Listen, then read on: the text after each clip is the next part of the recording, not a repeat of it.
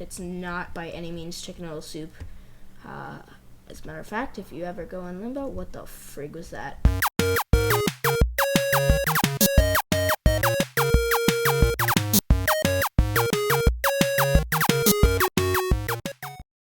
Guys, this is Gilbert's Dragon, and welcome to a mod review. Today I'm going to be going over the Dimensional Doors mod, and right now I am in Hexit because for some reason on a Mac it's really super hard to install mods. So I just went ahead and used a Hexit load, and then Minecraft servers are actually offline right now. It's 5:03 on a Saturday. Let me think, September 21st, I think. And yeah, Minecraft servers are down. So as you can see, I'm playing on offline. So Steve Skin. Anyway, so basically what this mod does is it allows you to travel across dimensions and into your own dimensions. Now what I mean by your own dimensions is these things called pocket dimensions. Now the way you create one of these is you're going to need a dimensional door, which looks like that. I'm just going to keep this one. I'll keep that there because we're going to need that. So basically, how this works is you go inside of this little portal thing by opening it, and you'll go into your own pocket dimension. But first I want to show you how to craft it. So, let's see. Dimensional door, here we go. So you're going to need 2 iron doors and 1 ender pearl. And if you get more advanced, you'll be able to use stable fabric, which I'll explain later. And then 2 iron doors. So you're gonna need 2, but it's pretty cheap for the fact that it allows you to create your own dimension. So these darn birds. Let's go in here and see what happens. Whoa, where are we? Now all this black stuff, you can walk around on it. This is called a pocket dimension. And now what the pocket dimensions are is they're tiny little pockets in time and space. And you create them using a dimensional door like that one. I'm actually going to build a little room because I kind of get dizzy when there's no floor. So we'll do that. And they are pretty far away from, they're about, I think, 3 chunks wide, but they go on for a while. And there's a whole system of, you can go down a level and it's infinite levels down. You can go up a level, and that's another thing that the warp door does, is the warp door allows you to go up. So as you saw earlier, actually I'll show you it when we got up there, this will allow you to go up to the surface, and it'll create a door relative to your original door. Now as you can see right here, there's nothing to go through, but over here there is. That's the thing with this mod, is you can only see the portals from a certain side, and I can't go like this. I have to open the door to actually use them. So it's really, really cool. So let's go back in here and I'll explain some more about this. So this stuff that you see is called Fabric of Reality. Now I can't pick it up right now, so let me grab some. Fabric of Reality is basically, and there's a couple, but basically the highest one is Fabric of Reality. So let me get cheat mode. And Fabric of Reality is a pitch black substance. Oh, that's the wrong one. Is a pitch black substance that you find in all pocket dimensions. And there's also these things called pocket dungeons, which I'm not going to go over because it's really, really complicated. But basically what they are, they're dungeons in pocket dimensions, and they spawn randomly. So you'll find one of these right here, which I will go over, and in there will be a pocket dungeon, and I will show you that in a minute. So basically that's how that works, and you can put whatever you want in here. You can spawn stuff. You can just don't die in here. I'll explain that later. Do not die in here. Trust me. Alright, so let's go over here. And so it brings us out to there. Now when we break a warp door, it's not really going to do anything. Actually it does. Oh, awkward. So what these black puffy smoke things are, these are called rifts. And rifts, oh gosh, that one went crazy. So rifts are like little poof things. They don't do anything at the moment when you walk through them, which is kind of crazy because they look really ominous. But to remove them, you just right click with this rift remover, and I'll show you the recipe for that. It's going to sound like a zipper in the background. Let's go to rift. Okay, so rift remover is made by gold ingots surrounding an ender pearl, or gold ingots completely surrounding a stable fabric. Okay. I guess it deleted all of them. I did not know it was going to do that. So the rift remover works like that. Now this other thing is called a rift blade. And what it does is you're going to hold it down and it'll create a little thing. And when you go through it, you get to your own pocket dimension. And now the problem with this is you're going to need to place a door here, like so. Then you can go back, and it'll place that stinking bird. Otherwise, you can't go through a rift unless you have a door there or some means of transportation, but mostly a door. So basically, when I break this, nothing happens. Oh, there we go. So a rift should form, and I could just remove it with that. Okay, so that's that part. Now this other thing is called a rift signature, and basically this is almost like a portal gun, you could think of it, even though it doesn't make full portals. So you're going to right click it on the first position that you want it to start at, and then you're going to right click again on the other position. Now you can see there's two clouds. This cloud acts as a portal. So you created a rift between the two places. Once we go in here, we appear over here. Hey, wasn't I just over there? Yes, you were. You just created a rift. Now, there is another thing called a stable. Oh, let me show you how to make this. It's just iron surrounding an ender pearl. But there is something called a stabilized rift signature, and I'm pretty sure it's the same thing. I haven't used it yet because I just stuck with a rift signature. But let's try that. Let's go to, where are you? Here we go. Let's use one of these, not the stable fabric. Let's use one of these. So I'm pretty sure this works the same way. So let's put one here.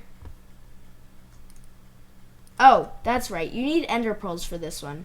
I'm not sure why. I really am not sure why. You need ender pearls basically to make the rifts. So that's why that happens. Yeah, I'm not going to get into that though. That's really complicated. So you have that. Now for the part that's really creepy, and I have to go somewhere else because it removed that rift there. So let's find, see those like pillar things? Those are dungeons, and all the night blooms. I love Hexit for that reason. They have night blooms and they're really, really pretty. Here's another one. Okay, so over here you will see a little fork looking thing. Now this fork looking thing is a dungeon. Now I get really creeped out by these, but I'm going to go in here just to show you. And then we're going to die somehow. So let's try this. So you come into here. I'm not going to go in there because I'm kind of petrified. So let's do /kill. Now this is where it gets freaky, so stay tuned. Alright. And we have moved into Limbo. Now, Limbo is this really, really creepy place full of these things called monoliths, and we actually need to run away from them. Monoliths are basically these a-holes who like to teleport you places. They're really, really creepy looking, and if they keep their eye on you and they open their eye completely, you'll be teleported to another random location in the Limbo. So the Limbo is, in the sky is this weird red eye, which I'm pretty sure symbolizes like purgatory. I'm not really sure. I'm no religion expert.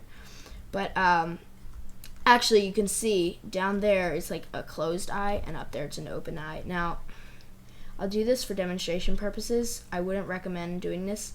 Now, monoliths occur outside of dungeons as well. So if I was in a dungeon, and say I tried to tunnel my way out, these monoliths, which they don't move, but you can't kill them. They're sort of like sentries, but they teleport you to Limbo if they see you if you stay. They're almost like security cameras from BioShock. Think of them like that. It's actually a really good comparison. I don't know why I didn't say that earlier, but so let's stand in front of one of these big fat things. Now watch their eyes. They progressively get bigger. Now all of them are looking at me too. They progressively get bigger. As you can see, the eye is like opening.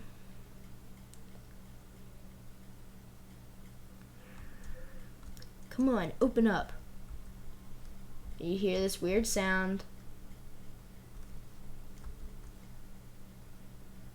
Limbo music is like super creepy too.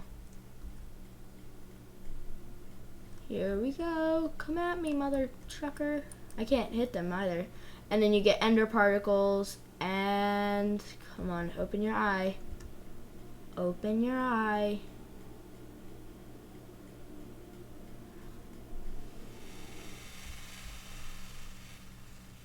Yeah, but I don't think it's working because I'm flying. Basically, you'll be teleported to, oh wow, I'm being trailed by particles.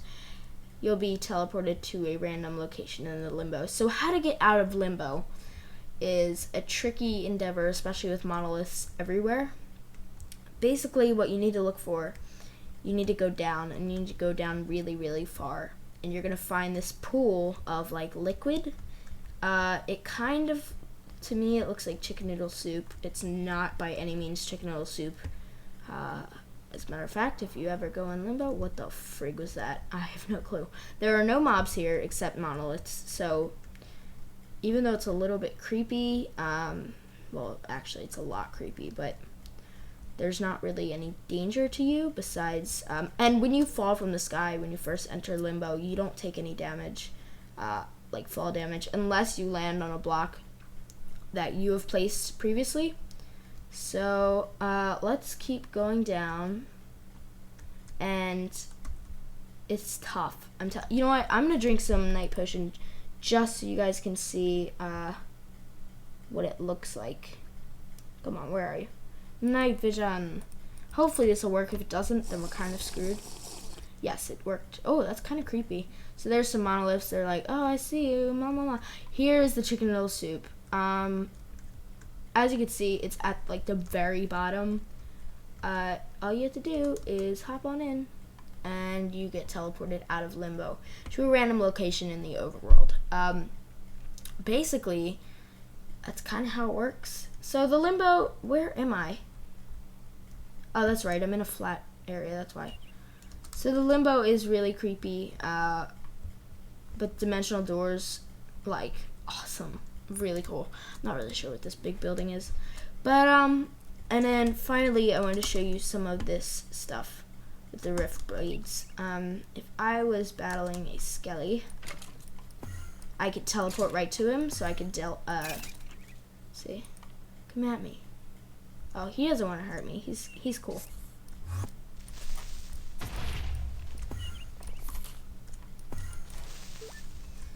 Okay, so basically you can just teleport to your foe. Let's go over here.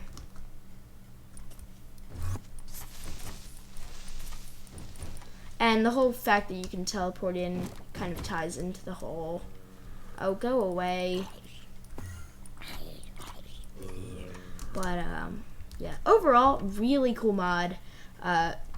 Definitely something to check out if you are ever playing Hexit. It's definitely worth it. It's really cool because you can make infinite pocket dimensions connected to each other, actually. Maybe one for oh, I gotta get out of here. This is really annoying. Maybe one for storage, maybe one for, I don't know, you know, play things, I don't know. But, yeah, very cool mod. Definitely worth it. And if you have the time, go ahead and experiment with it because it's very, like, it kind of leaves it up to you. It gives you the paper and you just get to draw. That was really cheesy. So, yeah. Alright, guys. Thank you very much for watching. If you enjoyed this video, leave me a like. Yeah. Alright. See ya. Bye.